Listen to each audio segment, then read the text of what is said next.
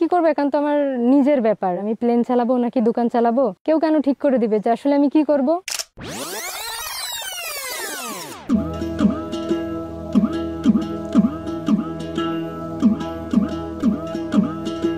আসলে আমি এমন কিছু একটা করতে চাইছি যেখানে মনে হয়েছে যে আমার পরিচয় আমার বাবা পরিচিতি পাক।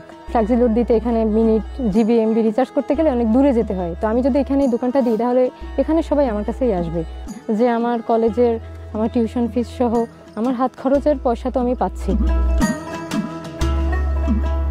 চিন্তা করলাম যে নিজের ভালো তো নিজেরই বুঝতে হয়, নিজের জন্য নিজেরই করতে হবে।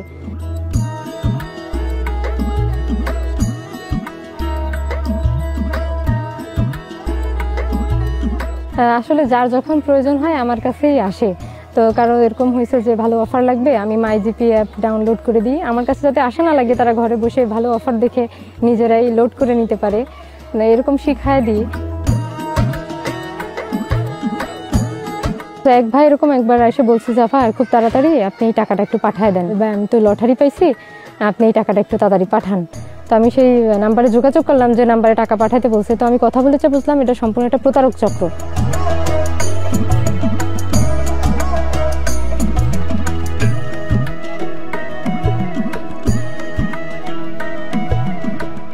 আমি তো সুন্দরবন এলাকার মেয়ে, তো সুন্দরবন তো দেখছেন সবাই, যদি ঝড়ঝাপটা হয় সুন্দরবন প্রথমেই ঝড়ঝাপটা ঠেকায় দেয়।